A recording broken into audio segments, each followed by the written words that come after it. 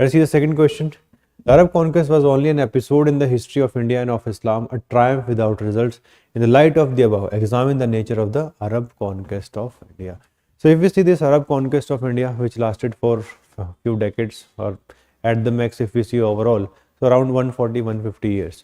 So, if we see this eventually, the major impact of the Arab invasion, it did not came in the political affairs.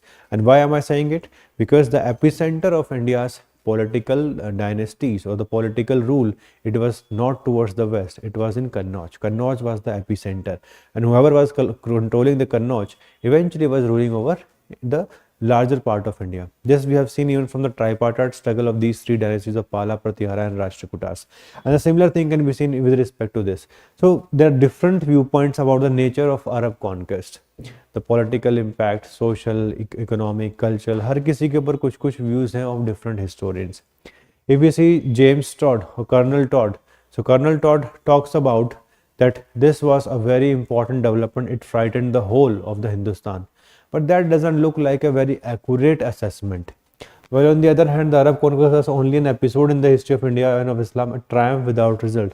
Yes, the victory was there with Muhammad bin Qasim, but the outcome in the long run was not there because he died early, and then they were not able to eventually, you can say, increase their empire towards the western part of India. So they were not able to do so because Rajputs were able to rise and were able to defend themselves against these Arabs.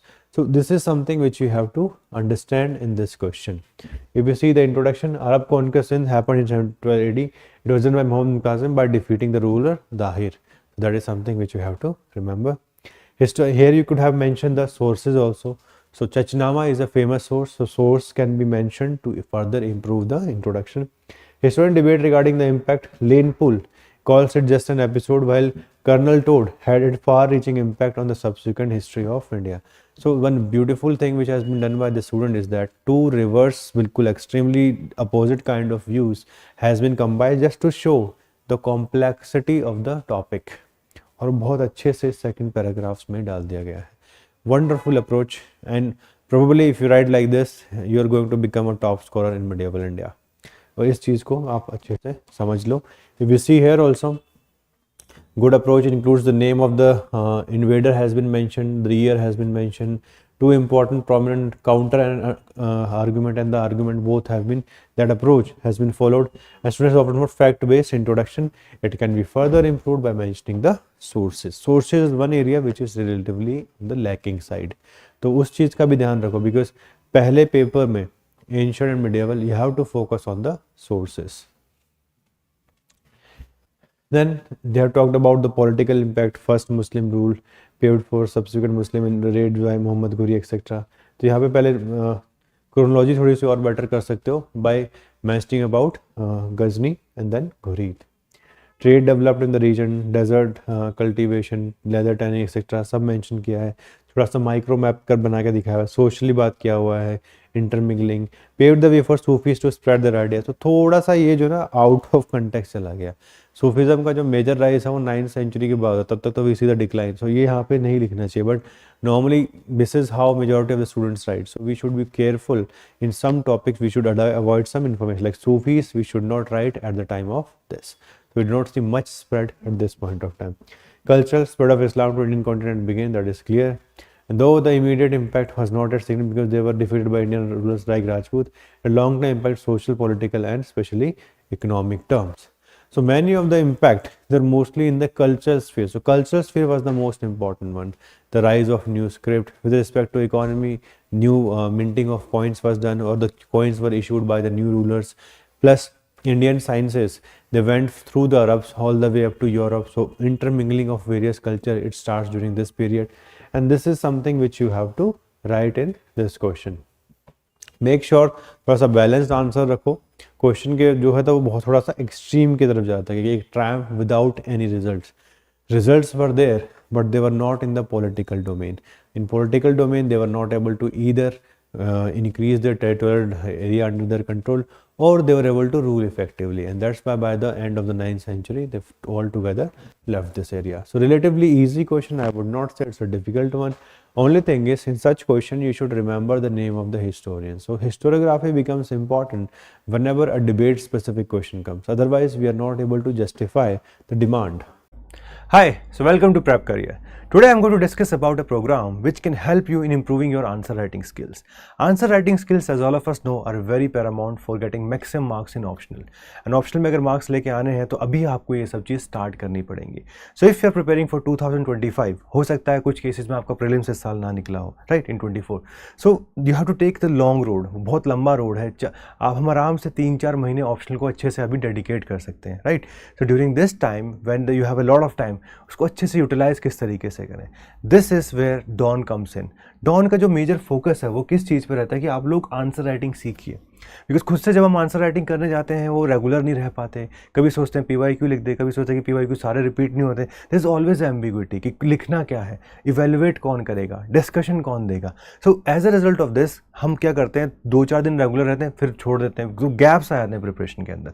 इन सब को हटाने के लिए we are starting with the Dawn program. This program is going to begin from the 15th. Okay, Monday से start करेंगे. Now how many questions to be covered. तो अब हम धीरे धीरे बात करेंगे. मैं आपके साथ शेड्यूल भी शेयर करूंगा इसका कि शेड्यूल में क्या है. तो बहुत सारे क्वेश्चंस आपको ऑन डेली बेसिस आप लगभग 2 क्वेश्चंस को लिखने वाले हो. ठीक है, एक का आप आंसर लिखोगे, एक पे आप ब्रेनस्टॉर्म करोगे. Brainstorming is one technique which was able to help me in achieving 324 marks.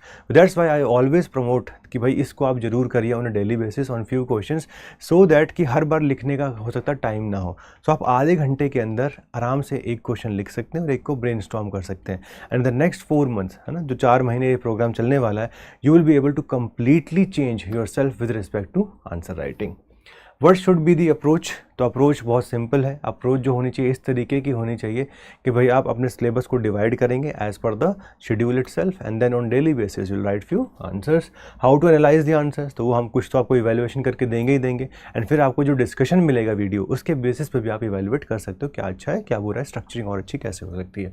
How to inculcate the discipline. तो डिसिप्लिन का बहुत ही एक ही तरीका अच्छा, that you can write the answer only for 1 day. जो जिस दिन क्वेश्चन आएंगे उसी दिन आपको लिख के नेक्स्ट डे तक सबमिट करना पड़ेगा. रफली कि 1 बजे आपका आंसर हम अपलोड करेंगे, नेक्स्ट डे 1 PM तक आप वो ब्लॉक हो जाएगी विंडो. और डिसिप्लिन इसी तरीके से आ सकता है. Otherwise what will happen, always there will be large number of pending ones. ठीक है, तो आप पेंडिंग में हमें कभी नहीं जाना है. फोकस रहना चाहिए देखो अपस्किल पे, कि हम अपने आप को अपस्किल करें. Right, this is not a program for दो स्टूडेंट उन्होंने कभी हिस्ट्री ऑप्शनल पढ़ा ही नहीं है. जो पढ़ चुके हैं, एक लेवल का नोट क्रिएशन कर चुके हैं, हो सकता है स्मॉल नोट्स ना हो, एटलीस्ट हैंडआउट्स हैं, तो उनको आप स्मॉल में नोट्स में कन्वर्ट करें एंड PYQs को सॉल्व करें. This is about upskilling. Practice होनी चाहिए डेली बेसिस पे. देन मेंटरशिप मिलेगी आपको, है ना. You will get mentorship from me also, from other faculties also who are associated with us for the history optional. Then also the coverage is going to be massive. पूरा syllabus को ही हम cover करेंगे. This is रफली the UPMC approach which is going to work with respect to this DAWN program. So if you are somebody who is preparing for 2025, तो ये programme आप लोगों के लिए है. ठीक है, ये सारी चीज़ें इसमें होंगी. डेली आपको ब्रेनस्टॉर्मिंग भी करनी है, डेली आपको कुछ आंसर्स लिखने भी हैं, डिस्कशन वीडियो मिलेंगे, मॉडल आंसर्स मिलेंगे, पर्सनलाइज मेंटरशिप सेशन रहेंगे. 4 महीने तक प्रोग्राम चलेगा. 48 आवर्स के अंदर अंदर हम कोशिश करते हैं कि आपको इवेल्युएट होकर कॉपीज़ मिल जाए. So this is something which is from our side. Alright, and जैसे हम देखें, देखो कोई भी क्वेश्चन होगा जो आपको आंसर फ्रेमवर्क मिलेगा, अच्छे से हम बताएंगे इंट्रोडक्शन में क्या करना है, बॉडी में क्या लिखना है, कंक्लूजन में क्या लिखना है. राइट, एंड पूरे तरीके से वो स्ट्रक्चर्ड रहेगा पूरा आंसर. एंड फाइनली जो कंक्लूजन भी होता है उसमें हमें कंटेंट एनरिचमेंट बॉक्स डालते हैं, जिसमें हम हिस्टोरियन, बहुत बच्चों को हिस्टोरियोग्राफी में दिक्कत है कि मैं इसमें क्या करूँ, तो हिस्टोरियोग्राफी भी यहाँ पे तरीके से दी होती है. सो इस तरीके से आपके पास बहुत अच्छे मॉडल आंसर्स निकल के आ जाते हैं. And side by side you are able to improve your answer writing. अब देखो हमने क्या किया है कि रफली 21 दिन में पूरे सिलेबस को डिवाइड किया है, 20 days ना, तो रफली 1 महीना आपको एक पार्ट में लगने वाला है. If you see like starting for 15 तारीख से आपको कुछ वीडियोस दिए जाएंगे, initially 7-8 videos which are related with answer writing. Because answer writing करने से पहले आपको थोड़ा सा पढ़ना भी तो पड़ेगा, थोड़ा समझना भी तो पड़ेगा आंसर लिखते कैसे हैं. तो वो फर्स्ट वीक आप उसमें स्पेंड करिए. Once you spend this from 22 start writing. Portal active हो जाएगा आपका, एक्सेस के थ्रू आप इसको स्टार्ट कर सकते हैं. So starting from Monday archaeological, फिर आपका literary sources, pre history, proto, Indus valley, फिर सैटरडे संडे आप रिवाइज करिए. बाकी चीज़ें भी अगर आपकी प्रायोरिटीज़ हैं GS में उसको भी इनकॉर्पोरेट करिए. Then week 2 again ancient India, week 3, week 4. तो लगभग आपका जो वीक 4 होगा वो लगभग फिनिश हो जाएगा बाय 16th ऑफ अगस्त आपका एंशंट फिनिश हो जाएगा। तो लगभग 4 महीने देखो ये प्रोग्राम चलने वाला है और आपको डेली बेसिस पे ये ध्यान रखना कि भाई जो पोर्टल का एक्सेस है वो एक दिन के लिए मिलता है for writing answers. Okay, so that is something which we see here. तो ओवरऑल जो आपके वर्किंग डे हो जाएंगे, मतलब जो आपको लिखना आंसर्स, वो 80 से 85 के बीच में रहेंगे, ठीक है। और जो प्रोग्राम है वो पूरा 4 महीने के आसपास ही निकल जाएगा, बिकॉज सैटरडे संडे आप इंक्लूड करोगे तो वो लगभग 4 महीने हो जाएगा। So this is the approach with which you can get a very good marks in history optional. But make sure those of you are joining this program at least एक level का बेसिक आपको आना चाहिए। अगर आपको आता है तभी आप इस प्रोग्राम को ज़्यादा इफेक्टिवली यूटिलाइज कर पाएंगे। If you somebody completely new, I would recommend a foundation course या AEP के साथ चलिए। ओके, उसमें आपको ज़्यादा फायदा मिलेगा। This is for those people who want to be discipline, कि भाई आंसर राइटिंग सिर्फ नहीं हो पा रही, बाकी सारी चीज़ें सही हैं, कंसेप्चुअल क्लैरिटी में कोई दिक्कत नहीं है। So if you are at that level, make your level best, become part of this, and 4 महीने में ना लगभग आपका by the end or by the beginning of November itself, you will be able to finish off this batch. Alright, so all the very best. Thank you so much. इसका part बनिए और अच्छे से यूटिलाइज करके next year 300+ marks score करने की कोशिश करिए। Thank you so much.